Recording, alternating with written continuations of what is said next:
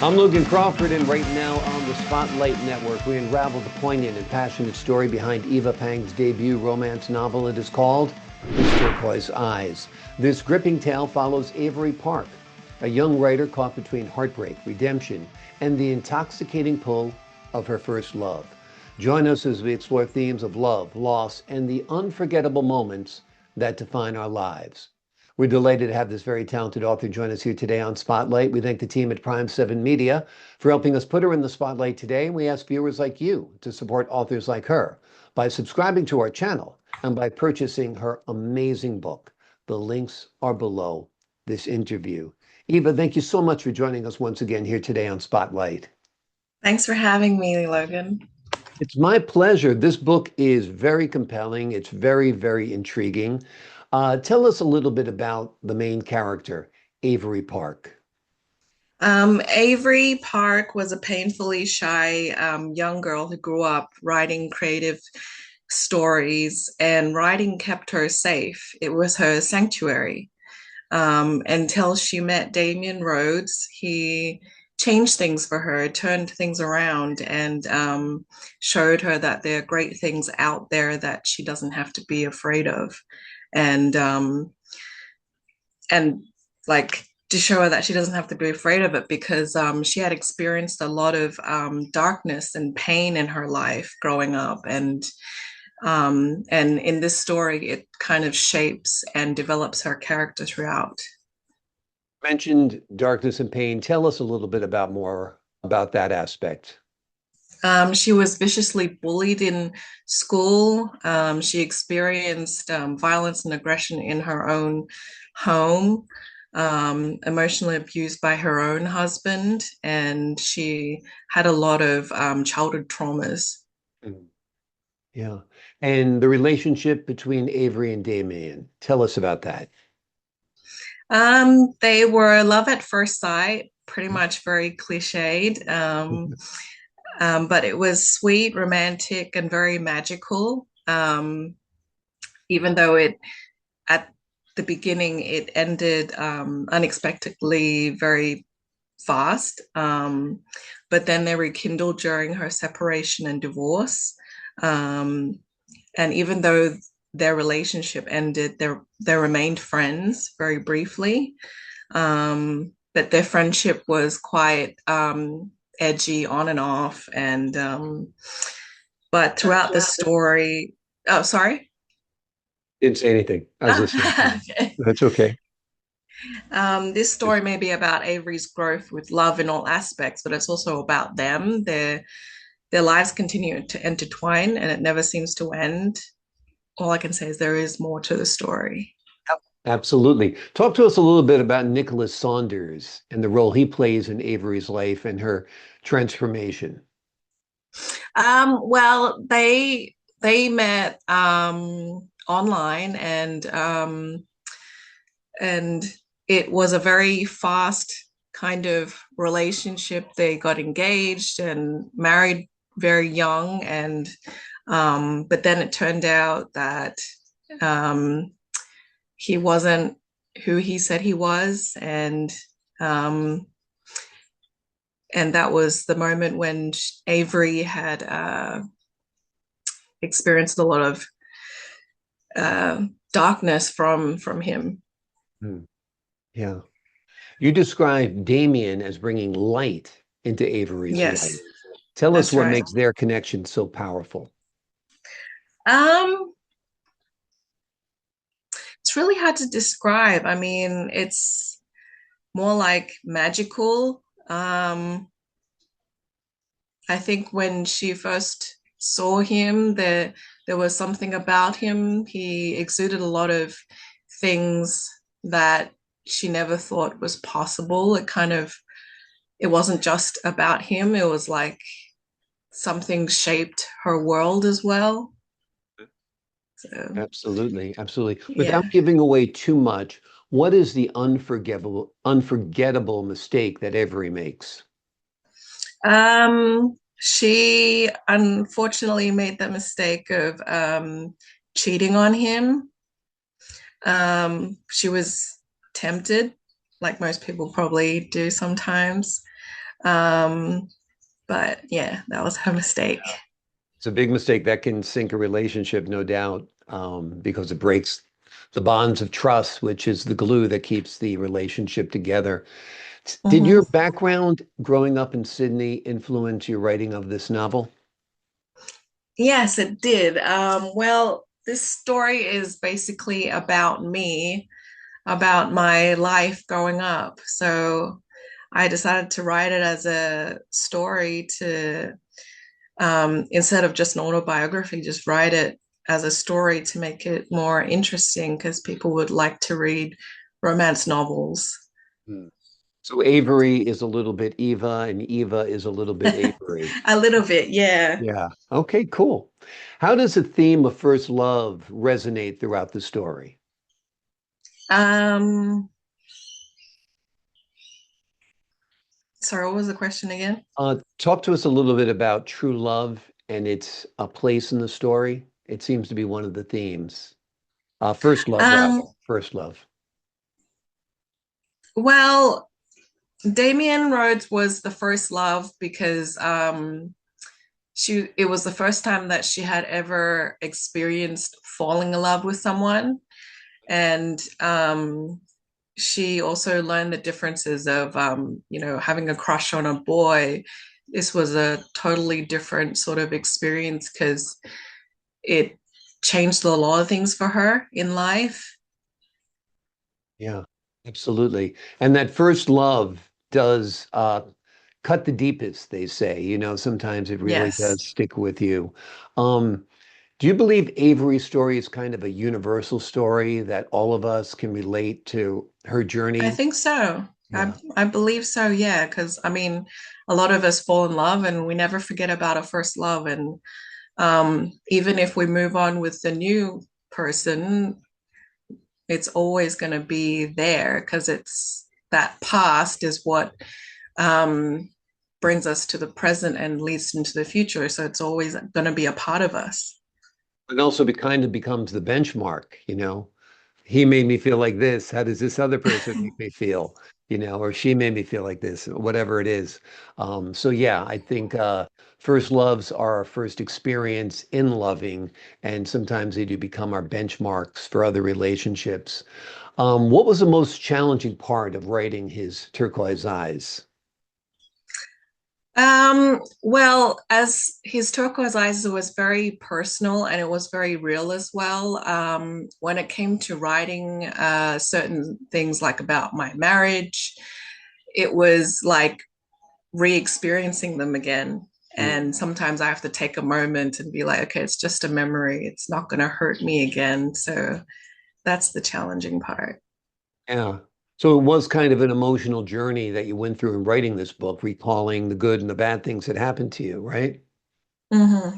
Yeah, yeah. Was it cathartic at all? Did it help, do you think? You saw things in a different way. It was a little healing. Well, it does take things off your chest. Yeah, it Yeah, does. yeah, absolutely, absolutely. Talk to us a little bit about how you balance the intense emotions of romance in the book with moments of heartbreak as well. Um,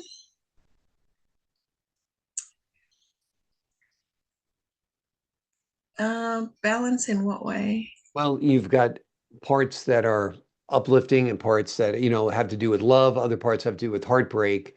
I guess at the end of the day, you want it to be more about love and less about heartbreak. Um, it wasn't like just about romantic love.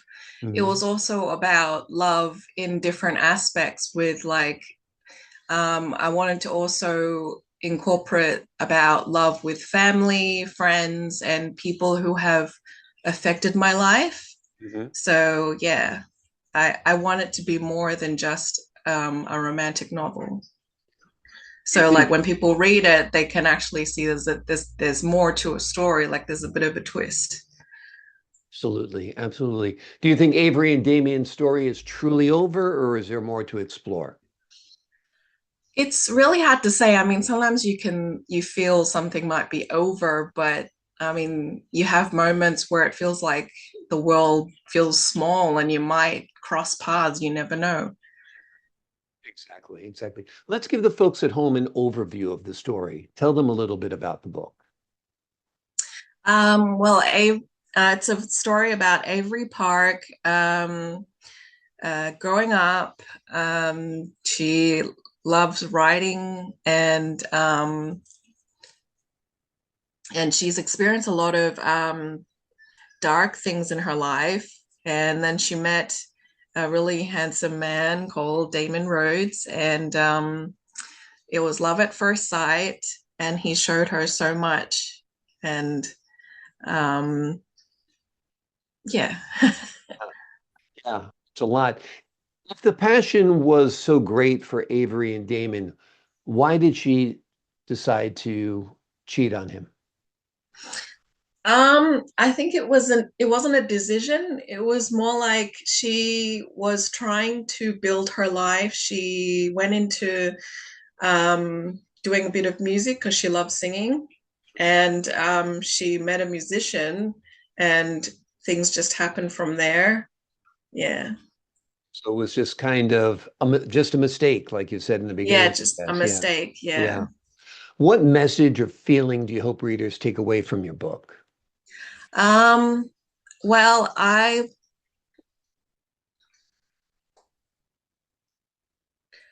would want them to, I hope that they would enjoy the story, and if they're experiencing anything similar, that it's okay and they're not alone. And, I'd love to hear what stories they want to share. Yeah. I think the shared experience Yeah. of first love and all of that will really connect with readers, no doubt. How has writing this, your very first novel, shaped your creative journey? Um, well, selling the books part has been very hard, but I feel kind of accomplished that I've published a book Yeah. at least. Yeah. Yeah, absolutely. It's a big milestone, becoming a published author. What was your favorite scene to write in his Turquoise Eyes? I would have to say mostly about Damien because he was a big part of the story. He was the muse of the story. Hmm. Yeah. So writing his character, was he modeled after someone specific or was he a compilation of different people? No, he was actually someone specific. Hmm. Yeah. Yeah, absolutely. Tell us about your writing career now. Are you working on a sequel to this book? Are you working on any other projects? I am writing a sequel to the book because when I wrote this one, I was kind of rushed by the publishers. Yeah. But uh, I do have more to the story, and because I do want to like write more. Because I mean, if it's about me, like I'm still alive, so it's still going. So there is more unwritten. So yeah, there will be a sequel after this book. What do you think that sequel will be called, and what do you think that sequel will focus on? It'll be called After You. It's going to focus on Avery's life after and without Damien Rhodes. Yeah. Have you started writing it yet? Um, sort of. Yeah. Sort Writing of. it in your head? Are you putting it on paper? Are you writing? How are you Yeah. doing it? Well, writing on my computer and also like journaling as well. Yeah, absolutely. So you'll take all those notes, all those pieces that you're kind of scribbling out now, and then compile them together into a narrative eventually. Yeah, basically. Sounds great. Sounds great. What advice would you give to other aspiring authors who are writing their first novels? um, just go for it. Don't be afraid. Like put it out there. Mm. Yeah. How long did it take you to write your first book? Oh, well, I thought I was finished back in 2009. Mhm. I had a friend who looked at it because he had written a scientific comic book, and so he knows about the writing process and publishing. Mm. And he was like, I still needed to work on certain aspects of the book. So yeah, but it has changed a lot since then. because I did have to pull a few bits and pieces out and make it work. And yeah. When do you like to write? Do you um, write first thing in the morning, in the evening? Tell us a little bit about your writing habits. um during the day when I have time. I think most of the times nighttime. For some reason, I think I'm more of a night person. My brain works better at nighttime. So Mm. yeah. And do you tend to write it on a laptop or a desktop, or do you write it, handwrite it? Tell us a little bit about that. I think a bit of both, writing and on computer. So I mean mostly computer, but yeah, I'm very old fashioned, so I do like to write by hand too. Exactly. So you're working on After You right now. Are there any other writing projects you envision?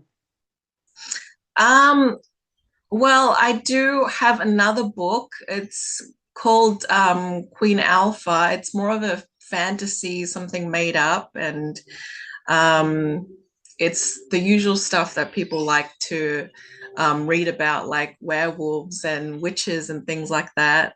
So, yeah, I'm just working on something That's a, like that. that sounds fun. So you've already you're how far are you into that book? um, I mean, I've written a lot on that one. I think I don't know, when you're just making something up, it's pretty easy, but writing about your life, it like takes a little more emphasis and like thinking to make it interesting. And you Right. have to like do a lot of embellishments to attract readers. But I think with fantasy, you can just make up anything. So Gotcha. So yeah. one, you're creating a world, one, you're recreating a world, and then you want to recreate it in an interesting fashion so people will find it compelling, right? Yes, Yeah. that's right. Have you envisioned this as a book or as a book, as a movie or a TV series? His The Turquoise other Eyes. Oh, his turquoise eyes. I have, like, I mean, when I wrote it, I was actually watching a lot of Gossip Girl and Vampire Diaries. So yeah, I guess I have envisioned it as a TV series or a movie. Um, and I think if I wanted someone to play Damien Rhodes, um, Austin, oh, I've forgotten his name. So I know who you're talking about, but I can't remember his last name either. Austin something or other. But folks at home will Google it. Austin with blue eyes or turquoise Oh, eyes. he was the guy in the bike riders. Yeah, I can't remember his last name. There's too many movie stars out there nowadays. It's hard to keep track of Yes. everybody. Yeah. What do you do when you're not writing? I guess spending time with friends. And I guess I'm a movie buff, and I watch a lot of TV series, so to relax. Good, good, good. What about work? Tell us a little bit Work. about your career. Well, I'm currently working as a fitter. I help women who have gone through cancer, and Mm. I help them fit breast prosthesis. Hmm. And yeah, it's a very vulnerable and anxious kind of moment for them. So they need people to help them, support them going through this process. That's a very kind part of you to help people in that situation. I mean, I'm sure they're very despondent after, radical surgery, and it's a hard part. So they're lucky to have a compassionate person like you help them. Do you Mm. feel his Turquoise Eyes was influenced by any books you read or any movies you read? Because you Uh, were you kind of playing it out in your head on a big screen in your brain when you were writing it? I mean, movies and books have sort of influenced me to write, but I think his Turquoise Eyes is more of a very personal and very real kind of story. Mhm. So it wasn't like um, uh, the ideas weren't taken from anywhere. So yeah. Who were your first readers? Who's the first person you gave the book to once you completed it, or did you give it to somebody chapter by chapter? Tell us about that. I think the first person who bought my book was my auntie. Mhm. Yeah, because I don't know, my parents don't really support me with writing that much, so they I don't know how they would feel about reading it. Your parents think it's too frivolous to be a writer. They want you to do something more practical, probably, right? Yeah, just typical Asian parents. I think typical parents in general, they all want their kids to take the steady road, the sure road, as opposed to the artistic or creative road because they are worried about that road and where it might lead them. But it's led you to good places because you've written a wonderful book. When do you think you'll be completed with After, it's called After You, right? Or After Him? After you. After You. When do you think you'll be done writing After You? Oh, that might take a while. I mean, his Turquoise Eyes took years, so Yeah, yeah, it'll take a few years. gotcha. Gotcha. Wonderful. Do you do any traveling? Do you like to travel? I do like to travel. I mean, I haven't recently, but I would like to study in France sometime because I have been relearning my French language. So yeah. Okay. Wonderful, wonderful. Well, that sounds like a great trip and a great pursuit to go to France and maybe study the language a little bit. That'd be helpful while in France, because I think French Mm, people really like it when you speak French. They don't like to speak yes. English. Yeah, Yeah. absolutely, They pretend absolutely. they don't know English. Yes, exactly. I could not help you, sir. I do not speak English. Yes, yes, absolutely, absolutely. Tell us about the cover art of the book. How did you get that together? It's quite good. Oh, actually, the publishers got that together. I don't know. They just found some random picture and then they just because I told them I like erotic novels and fantasy novels and the you just show them samples of what kind of covers you like and they take from those ideas and then they just find something. Wonderful. Yeah. Wonderful. Well, that worked out. So do you think it's going to be a two-parter, the story of his turquoise eyes and After You, or do you think there might be a third installment? I haven't seen that far yet. We never know. Absolutely. Absolutely. What's your favorite movie, by the way? You said you love films and you're kind of a film buff. Tell us about that part of your life.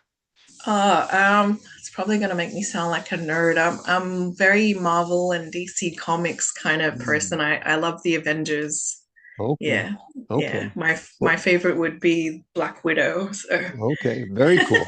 So you're writing a fantasy book now as well, right? Do you have a working title for that? Queen Alpha.